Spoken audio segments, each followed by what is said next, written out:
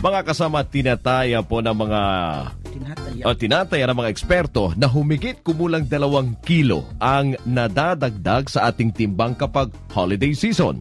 Ako po si Rod Marcelino at welcome sa Radyo Mo sa Nutrisyon Year 4. Malusog na katawan, nutrisyon ang kailangan. Malusog na isipan. Merry Christmas at magandang hapon mga kaibigan, mga suki, mga mami at daddy, mga chikiting, lolo at lola at sa inyong lahat dyan. Ilang kilo na ba ang nadagdag sa inyo? Magmula po ang Christmas season. Ako tinitignan ko yung bill ko sa kung may nadagdag ba. Hep, before nyo sagutin yan mga kasama, isa munang mainit, malambing, masigla at masayang maligayang Pasko sa mapagbigay nating ninang sa wastong nutrisyon.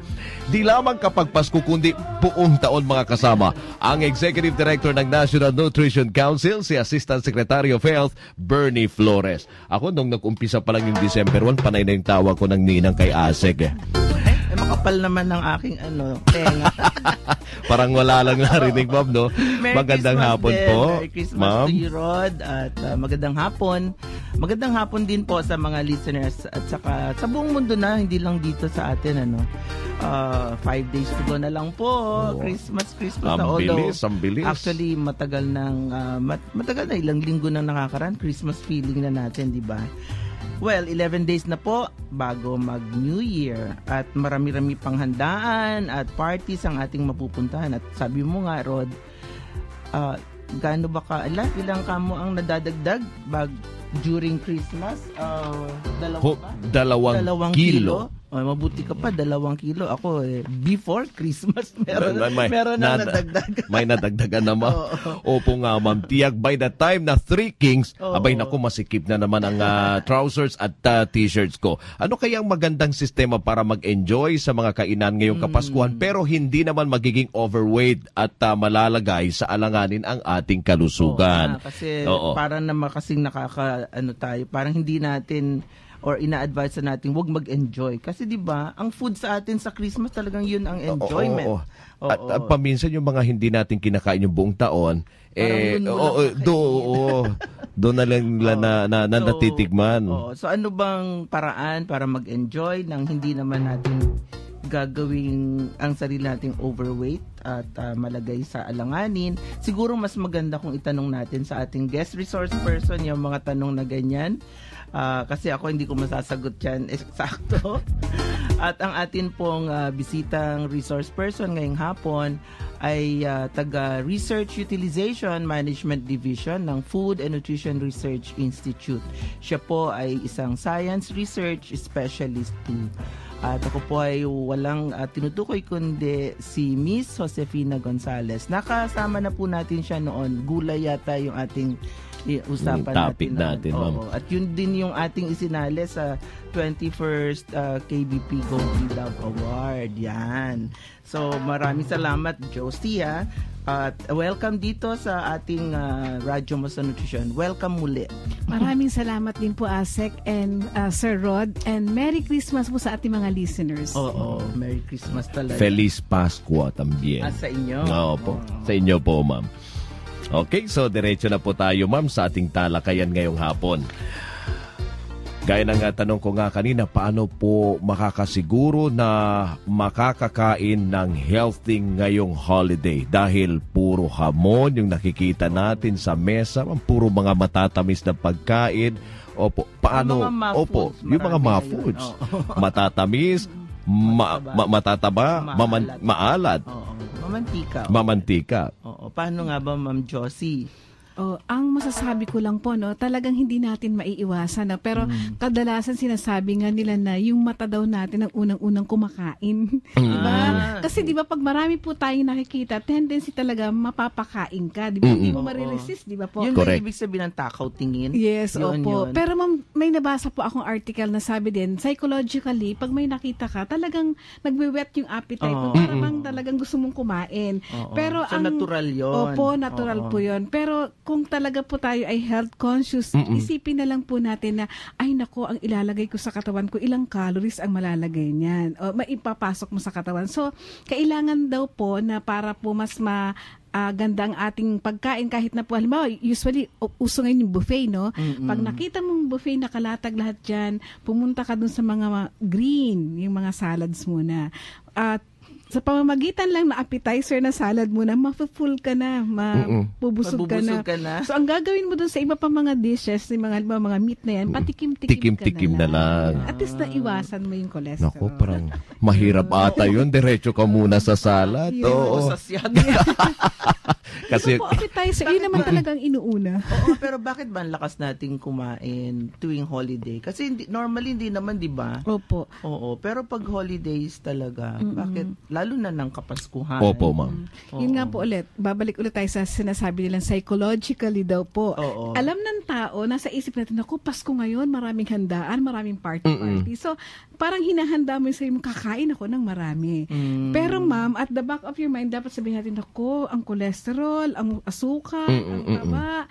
So, ang sinasabi po dun sa nabasa kong article, sabi po nga, pag pupunta ka po sa handaan na gano'n, na dapat nakalatag lahat, dapat maliit lang na pinggan ang dadalhin mo. Para talagang... kami pag malaking pinggan. Parang bandeado. Dapat po pero maliit. Pala liita, yes, liitan mo yung mo. At the same time, pang salad. Yes, tapos di ba ma'am, nakikita ko pag buffet pwede talaga. Pwede ka naman bumalik. Yes, balik-balik. Pero ang mga strategy na gagawin nga, dapat daw maliit yung pinggan, tapos pupwesto ka dun sa malayo sa buffet table. Para ang layo mo, tapos... Puro baliktad na ginagawa ko. Diba? Malayo ka, para kung sakaling kukuha ka, at least sa pamamagitan ng paglalakad, may counting burn na calories. Okay. So yung pala yung doon. At the same time, parang yung, ang layo ko, parang... tatamarin ka na. Tatamarin ka na. Mabla-block na yung desire mo to eat. Kasi dapat tulungan din natin na, yung mind setting kasi yan di ba? Psychologically, pag nakita mo, ay, ang sarap, ang dami, mapapakain ka. Tapos, pag buffet, lalo na pag eat all you can, ako, gaganin mo yung pinggan. Talagang lahat kukunin mo hanggang mapuno yung pinggan na umaapaw na. Pero kung ikaw ay health conscious at takot ka nga sa mga calories ni mga dagdag na calories na yan, kukuntian mo na lang. Liiliitan mo yung pinggan. So dapat talaga conscious, no? Yes, conscious mo, ang desire mo na bali yung positive pa ang mangunguna sa iniisip mo kaysa dun sa physical desire mo to eat. Hindi muna diretso. Ano kayang gagawin ni Rod ngayong Christmas? Rod? Anong tip mo para hindi ka masyadong... Well, ako kagabi, party namin Christmas party. Dito? Opo, Christmas party. So, ang ginawa ko, yung mga inuna ko, ma'am, hindi puro hindi muna dumiretso ako sa kanin. Oo. And then bago ako pumasok doon, mga 2 hours before, kumain ako ng konti. Yes. Oo. Yung konti, busog na. Oo. At makikita mo sobrang dami, tapos parang patikim-tikim. Oo, hindi ka na maano to Kumbaga matatakawan doon sa dami ng pagkain kasi natikman mo na. Ano pa mga tips? Isa rin po yung sa nakita ko na dapat talagang ganun. Kasi po, katulad niya, halimbawa pupunta ka ng party, mas maganda kumain ka muna ng konti. O kaya halimbawa, kumain ka na. Yes. So, tama po yung ginawa ni Sir Rod.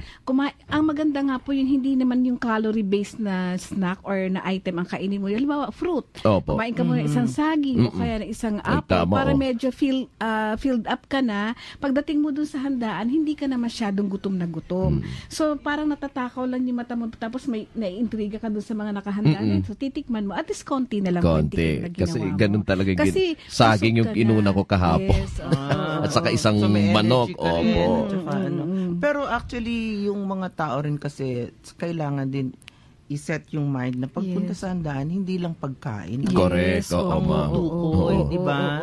Kasi kung minsan puro kain, nakalimutan na magipag-chika din sa mga kamag-anak. At paminsan, pag hindi sila, hindi pa sila pagkagaling sa bahay, ma'am, tapos hindi pa sila kumain, paano pag na-delay yung pag-deliver ng pagkain, gutom na sila. Pagdating ng pagkain, talagang mapaparami yung kanilang kakainin. Kung ikaw naman, Ma'am Josie, ang maghahanda, ano naman ang mga tips para kailangan ding mangyari ay healthy at saka nutritious yung ihahanda mo? Anong mga tips natin sa ating mga tagapakinig? Alam niyo Ma'am Bernie, no, ngayon nga nagpaplano na po ako nung para sa Medianoche.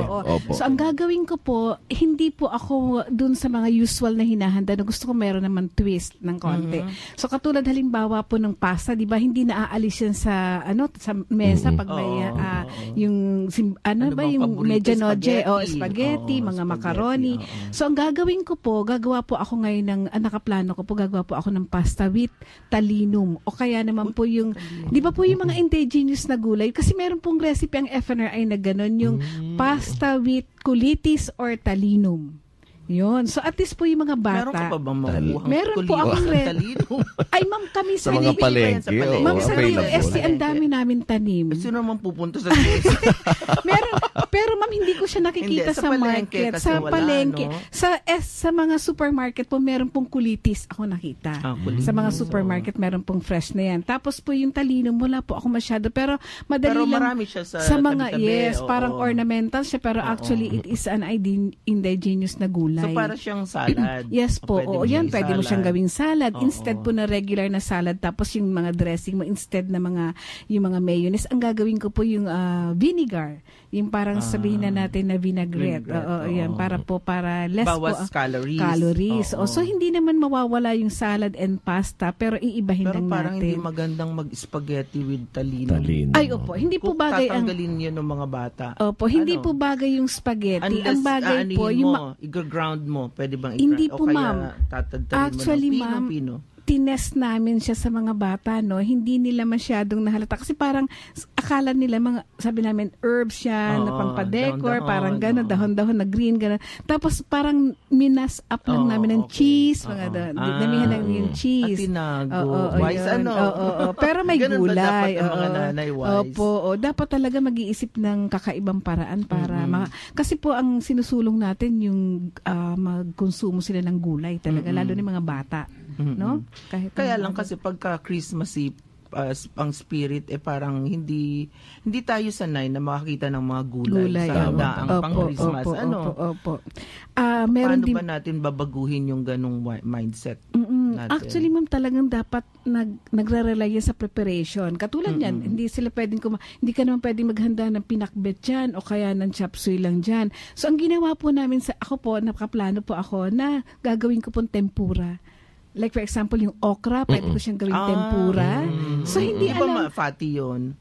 Yung oil naman po, i-drain mo, ipapat mo ng towel, ng paper towel, para mabawasan po yung oil. So, yun. Tapos, ang sausawan niya ay toyo na may kalamansi. So, parang hindi na po nila halata na gulay pa rin. Pero di ba, maski talong pwedeng gawin gano'n, di ba? Yes, opo. Talong at saka okra. Nipisan mo lang. Carrots. Nipisan mo lang kasi baka masyadong mabigat yung palaman. Opo. Ano pa? So, ayun po yung mga naiisip ko mga tip. Tapos po, dun sa mga main courses natin, like yung mga lechon, mga ganon, di ba? Lechon, kaldereta, mga ganon. So, halimbawa po yung sa kaldereta, di ba, kadalasan potato yung ina-add natin. So, pinalitan ko siya ng kamote. Yes, kasi bukod dun meron pa siyang beta-carotene, di ba po? Lalo na kung yellow kamote po ang gamitin ninyo. O kaya yung tricolor. Tricolor, may violet, white, at saka yellowish. So, at saka mas mura po ang kamote kaysa sa patatas. At saka mas malasa siya kasi di ba bland ang patatas. Nakagawian lang natin ginagamit yun. Yung patatas. Pero mas masarap ang kamote. Tapos yung lechon po, ang ginawa ko siyang sinigang na lechon. So, nilagyan ko siya ng gulay. Meron. Okay. Nakatikim na po ba kayo doon? May probinsya na sinigang, ginagawa nila yun. Sa Visayas, parang piniprito pa nga nila muna bago nila isisigang. Opo, para medyo po ma-toast yung medyo crispy. Nandun pa rin yung taba. Nandun pa rin yung taba ni lechon. Yung cholesterol. Pero at least nahaluan na ng gulay. Alright.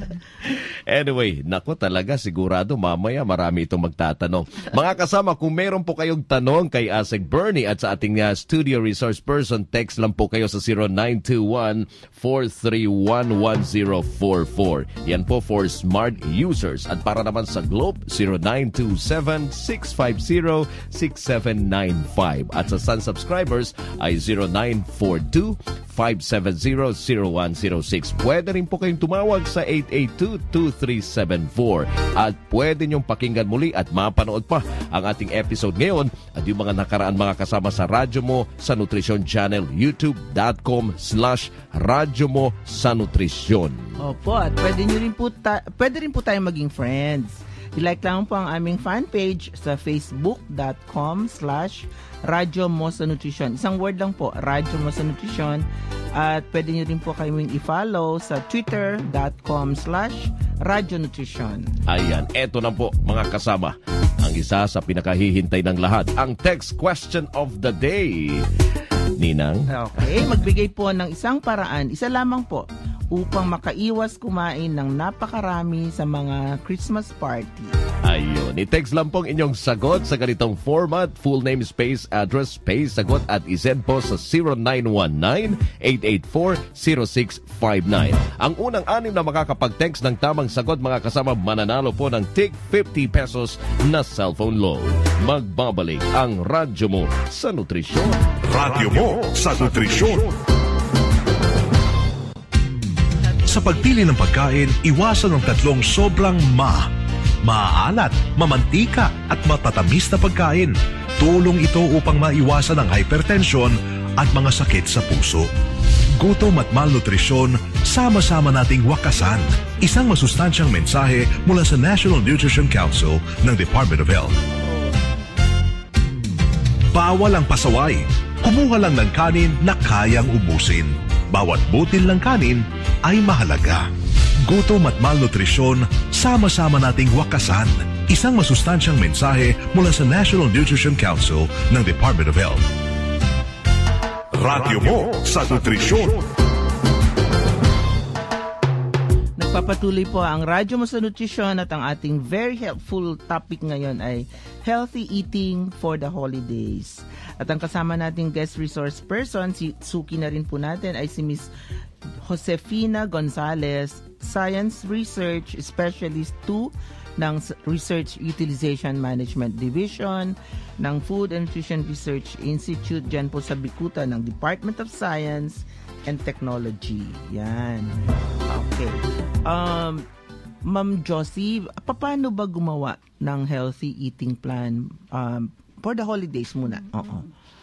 So, bali katulad kasi po ng... kinikwento mo kanina yung personal mong na plano mo na yung gagawin mo or lutuin sa pero sa ordinary anong dapat ba gawin? Oo, yung mga nanay natin na nagpaplano dyan, siguro po unang-una i-consider nila yung mga likes and dislikes sa family, no? Okay. Tingnan nila. Kasi minsan kung nagpaplano ka, hindi naman pala makakain ng mga miyembro ng pamilya, hindi no? Type. Opo, hindi type. So, kung ano po yung gusto nila, tapos yung sa nakakarami po ay talagang magugustuhan yung pagkain na yun. So, yun po yung iluto natin o i-serve natin.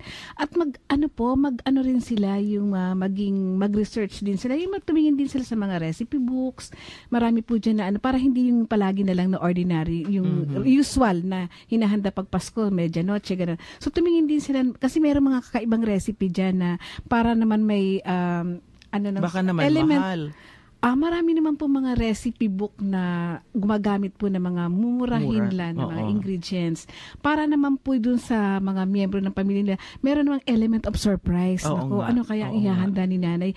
Last year, ganito na. So, this year naman, parang maiba naman. Lagyan nila ng counting twist. Okay. Ganon. So, katulad ng pinag-usapan natin, yung mga pasta, pwedeng.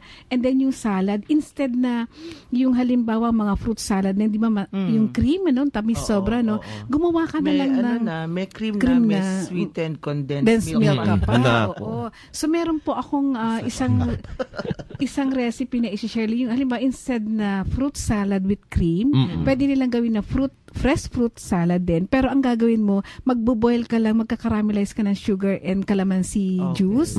Para ang tawag nila doon, fruit compote. Oo, ganon. So, ang ilalagay mong parang kapote yan. Oo, parang COMPOTE. Yes. So, parang ang pinaka-sauce ng fruit na yon ay yung calamansi juice at saka counting sugar. Pero kung wala kang time mag-caramelize, pwede na lang magpiga ka na lang ng calamansi sa ibabaw. Ganun. O kaya wag mo na lang lagyan ng asukal. Yung mismong syrup ng Parang Pwede po. Prutas. Oo. Ilagay mo fresh na lang fruit sa na lang. refrigerator or sa Oo. freezer para Ano pang mga pwedeng... Ayun. So, unang-una sabi ko, planuhin natin, tingnan natin yung mga likes and dislikes. Tapos, marami po mga recipe. Like, for example, yung nakita natin sa recipe book, no? Tapos, it calls for ingredients na medyo mahal. Pwede tayo mag-substitute, katulad ng sinabi natin. Instead Kanina, na patatas, kamote. kamote. So, halimbawa naman. At saka, mas maganda po yung mag-isip tayo ng mga dishes na gumagamit ng beans. Kasi, pag minix mo yung beans sa meat, at least po yung protina, di ba po, parang comparable naman yung protina makukuha mo sa beans kaysa dun sa meat. Ang gagawin mo, i-lesser mo lang yung meat, mas marami yung beans kasi feeling na rin siya. At the same time, ang makukuha mong protina ay pareho na rin. So, bumababa yung cost ng recipe mo. Aside sa bumaba yung cost, nakatulong ka para bumaba yung cholesterol level. Ayun. Di ba po? Kasi nga, di ba yung sa meat, mas mataas. Kung halimbawa animal beans, sources ng cholesterol mas mataas. So kung halimbawa po dadagdagan natin ng beans, ng mga nuts or beans na yan, mas mataas yung protein quality at the same time lesser yung cholesterol. Ayun. Tapos po yung halimbawa sa matatamis naman, parang may mga naglilistang mga nanay dyan. Nakikinig. So yung di ba kadalasan pagka dessert naman ang meron dyan sa mesa, leche flan. Naku, pinakasikat. Halayang ube, mga ganon. Fruit salad, buko salad, ayun. So, pwede nating ibahin. So, katulad po sa FNRI, may ginawa po kaming squash flan. Yun. Leche flan siya, pero nilagyan namin ng kalabasa. Bali po, binoil muna namin yung kalabasa, tapos minash namin. Tapos po, ang nangyari, malilesen mo po yung itlog. Pag ginamit mo, malilesen yung itlog, malilesen mo yung gatas kasi may matamis ng dati yung manamis-namis na. Tapos, may fiber ka at vitamin A. So, yun po. Ano naman ang lasa? Masarap po. Masarap din. Kasi po, ang sana mangyayari... Next time, gagawa tayo. Next time, magluluto ako, gagala ako dito. Pag inimbitay niyo pa ulit. Pero masarap talaga. Opo, kasi what about yung mga bata? Nagustuhan nila? Yes, ma'am. Kasi blenderize po yung yung parang kung wala mixture. Kang blender. Paano? Mash na lang. Tinidor. Hindi po, imamash mo tapos i-strain mo po. Para po Sasala. Hindi po mahahalata. Kasi po kung hindi mo i-blenderize or hindi mo siya i-strain, may mga hibla-hibla po So, magiging yung texture hindi magiging smooth. So, malalasahan ng mga bata. Mabubuking tayo. Mabubuking tayo. Nakalabasa pala yun. Tapos, ang kulay po niya, ang ganda kasi natural color na yellow talaga yung kalabasa. So, siguro sa akin, mas gusto ko po na i-serve natin na dessert yung mga native kakanin, katulad po ng limbawa maha o kaya yung mga kutsinta, para mas maano rin natin. Substitution bali ang gagawin natin. Yes, opo. Iwasan na natin yung masyadong matatamis kasi di ba po ang taas ng sugar content. Intake, sugar intake nila. Lalo na yung mga bata din. So, yun po ang sinasabi ko. Meron din kaming kalabasa maha. Yun. Meron din kaming kalabasa kutsinta. Puto. Meron din po. Puto o kaya naman pusuman. Pwede rin pong gawing macarons yung kalabasa. So, marami pong recipes na pwedeng gawain. Dapat parang demo. Correct. Yun. Sa mga barangay para alam nila kung paano ihahanda. Lalo na yung hindi sapat yung budget mo para sa pagkain. Marami kang matututunan para hindi lang matipid kundi maging healthy pa yung kakainin. Tama, what about yung inumin naman? Pamalit sa inumin. Kasi nakuha na natin ang ulam, ang dessert, pero inumin. Kasi ang either soft drinks o kaya alcohol. Beer, yung mga... Pagpasko, ganun po, mga alcohol, mga soft drinks. So, ang gusto ko pong sabihin sa mga nanay natin na nakikinig, pwede pati po sa tatay din kasi alcohol. Sa mga tatay, Wag na po tayong uminom ng mga ganun, Mas maganda po kung ang isa-substitute natin dyan ay gumawa tayo ng fruit juices. Ngayon pong December, usong-uso po yung dalandan. Napakasarap po pag freshly squeezed yung dalandan. Di ba meron sa market na soft drinks na dalandan ang flavor? Bakit hindi na lang tayo yung fresh na magkano lang ang kilo ng dalandan ngayon? 20 ang isang kilo. Pag in-squeeze mo yan, lalagay mo lang ng yelo, kaunting asukal, meron ka nang ihahain sa Pasko, di ba? So, pwede mo ring ilagay mo dun sa ice cube tray. Yes, Yung dalandan. Opo, parang ice candy po. May nainitan ka, kunin mo na lang yung cube. Tapos yun ang sa baso. Sa water. May flavor pwede. pa.